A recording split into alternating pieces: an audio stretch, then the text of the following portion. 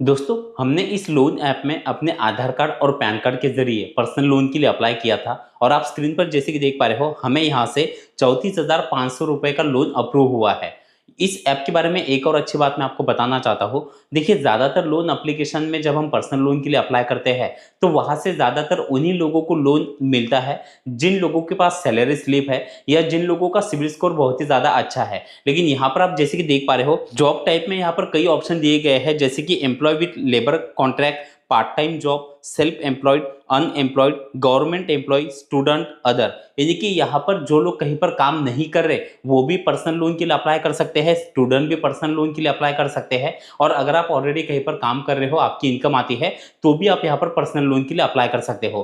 तो अगर आपको भी पर्सनल लोन की ज़रूरत है और आप घर बैठे अपने मोबाइल से अपने आधार कार्ड और पैन कार्ड के जरिए पर्सनल लोन के लिए अप्लाई करना चाहते हो, तो इस वीडियो को कंप्लीट देखिएगा। यहाँ पर जो अप्लाई करने का प्रोसेस है, इसी में कुछ लोग गलतियां कर देते हैं, जिसके कारण भी उनका लोन एप्लीकेशन रिजेक्ट हो जाता है। तो इसीलिए वीडियो को कंप्लीट देखिएगा, और वीडियो अगर आपको अच्छा लगे तो वीडियो को एक लाइक और चैनल को सब्सक्राइब जरूर कर लीजिएगा। अब अप्लाई करने के लिए आपको करना क्या है, प्ले स्टोर पर आकर पे रूपिक इंस्टेंट पर्सनल लोन इस एप्लीकेशन को आपको डाउनलोड कर लेना है। जैसे आप ऐप को डाउनलोड करके ओपन कर लोगे, अब यहाँ पर से आपको लैंग्वेज सिलेक्ट कर लेनी है। फिर कुछ टर्म एंड कंडीशन है, नीचे आपको आना है, आई एग्री पर क्लिक कर देना है। अब यहाँ पर अपना मोबाइल नंबर आपको डालना है और नीचे गेट स्टार्ट पर क्लिक कर देना है। अब आपके मोबाइल नंबर पर एक ओटीपी आएगा, वो ओटीपी डाल के आपको नेक्स्ट पर क्लिक कर देना है। अब यहाँ पर अपने पैन कार्ड पे जो आपका नाम है, वो नाम आपको डालना है। नीचे एक छोटा बॉक्स है, इसमें क्लिक करके नेक्स्ट पर क्लिक कर देना है। अब आप जैसे कि देख पा रहे हो, अब यहाँ पर अपने पैन कार्ड पे जो आपका नाम है वो आपको दिखाई देगा, आपके डेट ऑफ बर्थ आपको दिखाई देती है, जेंडर आपको यहाँ पर से सिलेक्ट करना है, नीचे फिर से मोबाइल नंबर आपको डालना है और नेक्स्ट पर क्लिक कर देना है।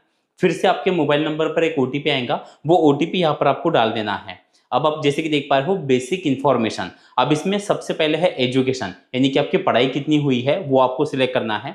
अब जैसे आप यहाँ पर से पढ़ाई सिलेक्ट कर लोगे, उसके बाद आपको फिर से लैंग्वेज सिलेक्ट कर लेनी है। अब आपके मोबाइल में जो जीमेल आईडी होंगी वो आपको दिखाई देंगी, आपको जीमेल आईडी सिलेक्ट कर लेना है। अब जो जीमेल आईडी आपने सिलेक्ट की है, नीचे आपको एग्री एंड शेयर पर क्लिक कर देना है। अब जैसे कि आप देख पा रहे हो, नीचे आपको फिर से नेक्स्ट पर क्लिक कर देना है। अब इनकम इन्फो वाला ऑप्शन आपके सामने खुल जाएगा।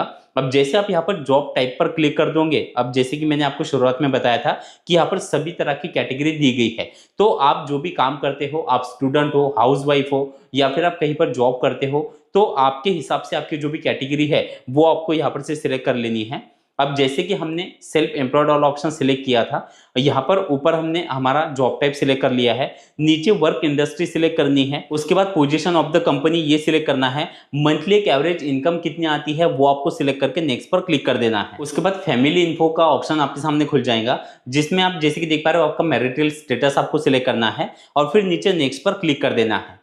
अब इमरजेंसी कांटेक्ट में यहाँ पर दो लोगों का कांटेक्ट यहाँ पर आपको देना होता है। जैसे कि पहला है, जिसमें से आप फैमिली में से किसी एक का दे सकते हो, और अपने किसी एक दोस्त का, जिनका नाम और मोबाइल नंबर आपको डालना है और नीचे नेक्स्ट पर क्लिक कर देना है। अब आपके सामने इस तरह से इंटरफेस खुल जाएगा बैंक इन्फो का। अब अपने बैंक की इंफॉर्मेशन यहाँ पर आपको डालनी है और नीचे नेक्स्ट पर क्लिक कर देना है। अब जैसे आप बैंक की डिटेल डाल दोगे, आपको इस तरह से इंटरफेस दिखाई देगा। ये डिटेल आपको एक बार चेक कर लेना है, अगर बराबर है तो नीचे कंफर्म पर क्लिक कर देना है। अब आपको कुछ समय का वेट करना है। अब आप जैसे कि देख पा रहे हो, प्रिपेयरिंग लोन अमाउंट। अब जैसे आप यहाँ पर कुछ समय वेट कर लेते हो, अब आप जैसे कि देख पा रहे हो, हमें यहाँ पर से 34,500 रुपए का लोन का ऑफर मिला है। अब आपके प्रोफाइल के हिसाब से, आपके सिविल स्कोर के हिसाब से यहाँ पर आपको लोन ऑफर दिखाई देगा। अब हो सकता है कि कुछ लोगों को यहाँ पर से लोन ऑफर ना मिले, क्योंकि देखिए, जरूरी नहीं कि जब आप यहाँ पर अप्लाई करोगे तो आपको लोन ऑफर मिल जाए, क्योंकि अगर आपका सिबिल स्कोर बहुत ही ज़्यादा कम है तो फिर कम चांसेस है यहाँ पर से आपको लोन ऑफर मिलने के। तो अगर आपको लोन ऑफर मिल जाता है तो आपको पहले ऊपर अमाउंट दिखाई देंगे। अब इस अमाउंट को आप और भी कम कर सकते हो, यानी आप जैसे देख पा रहे हो, हमें जो 34,500 रुपए का लोन का ऑफर मिला है, हम इसे कम करके, जैसे कि अगर हम 15,000 लेना चाहे तो भी ले सकते हैं, लेकिन हमें तो सिर्फ 5,000 रुपए के लोन की जरूरत थी, तो हमने यहाँ पर 5,000 रुपए का लोन जो है वो सिलेक्ट कर लिया है। अब नीचे आपको कुछ चीज़ों को पहले समझना है। इन बातों को लोग जो है वो समझते नहीं है और डायरेक्ट अप्लाई कर देते हैं। अब यहाँ पर आपको नीचे सिलेक्ट लोन टर्म करके दिखाई दे रहा होगा। अब देखिए यहाँ पर हमें सिर्फ 60 दिनों का टाइम मिला है, यानी कि 2 महीनों का टाइम है, जिसमें 1 महीने की एक ईएमआई यानी कि 2 ईएमआई हमें यहाँ पर से मिली है।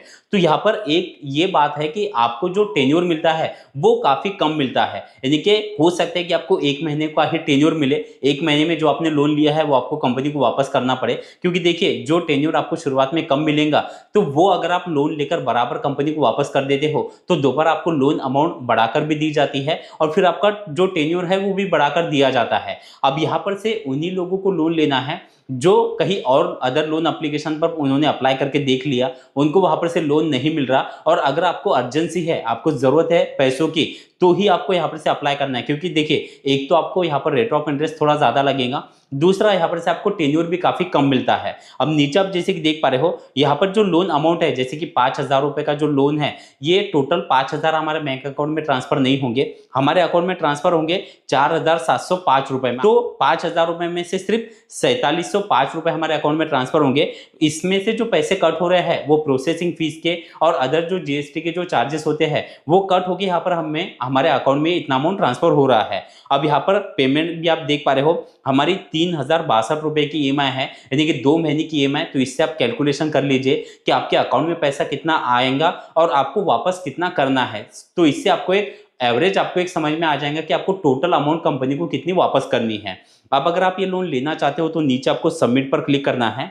अब यहाँ पर अपना एक सेल्फी आपको अपलोड कर देना है। जैसे एक सेल्फी अपलोड कर देते हो, अब आप जैसे कि देख पा रहे हो एप्लीकेशन सबमिटेड सक्सेसफुली, आपको नीचे डन पर क्लिक कर देना है। अब आपको इस तरह से इंटरफेस दिखाई देगा, loan review has been completed. नीचे आप जैसे कि देख पा रहे हो प्लीज साइन द एग्रीमेंट, नीचे आपको साइन द एग्रीमेंट पर क्लिक कर देना है। अब एग्रीमेंट यहाँ पर आपको दिखाई देगा जिसमें सारी डिटेल आपको दिखाई देती है। आपको ये बराबर पहले चेक कर लेना है। जैसे आप चेक करते हो नीचे आपको कंटिन्यू पर क्लिक कर देना है। फिर दोबारा आपके नंबर पर एक ओटीपी आएगा, वो ओटीपी यहाँ पर आपको डाल के साइन द एग्रीमेंट पर क्लिक कर देना है। अब इस तरह से इंटरफेस आपको दिखाई देगा, एग्रीमेंट साइन सक्सेसफुली। अब नीचे आपको दो ऑप्शन दिखाई दे रहा है, बैक टू फर्स्ट पेज और दूसरा है एनेबल ई निश। अभी ये एनेबल ई निश क्या है, यहाँ पर अपना जो बैंक डिटेल है वो आपको मैंडेट करना होता है, क्योंकि जो ईएमआई आपको आने वाली है वो ऑटोमेटिक आपके अकाउंट से कंपनी फिर कट कर लेती है। तो इसीलिए यहाँ पर आपको एनेबल ई निश पर क्लिक करके अपना बैंक जो है वो यहाँ पर लिंक कर लेना है। अब जैसे आप यहाँ पर क्लिक करके बैंक अपना लिंक कर लो, जैसे कि देख पा रहे हो 4,705 रुपए हमारे बैंक अकाउंट में जो है वो ट्रांसफर हो चुके हैं, लेकिन बैंक अकाउंट में आने के लिए कुछ समय हमें वेट करना होता है। जैसे कुछ समय आप वेट कर लोगे फिर आपके बैंक अकाउंट में जो अमाउंट है वो आपको मिल जाएंगी। अब एक जरूरी बात मैं आपको बताना चाहता हूं, अगर आप लोन ले रहे हो तो टाइम पर आपकी जो भी ईएमआई है वो कंपनी को आपको वापस करनी है, क्योंकि अगर आप एक भी ईएमआई बाउंस कर दोगे तो पेनल्टी की भी चार्जेस काफी ज्यादा लगेंगे और इससे आपका सिबिल रिकॉर्ड भी काफी खराब हो जाएगा और दोबारा फिर आपको कहीं पर से लोन मिलना मुश्किल हो जाएगा। इसलिए अगर आप टाइम पर कंपनी को जो पेमेंट है वो कर देते हो तो दोबारा आपको लोन भी मिलता है और आपका सिबिल स्कोर भी बढ़ जाता है। तो दोस्तों वीडियो आपको कैसा लगा कमेंट में जरूर बताना। चलिए थैंक यू सो मच, मिलते हैं अगले वीडियो में।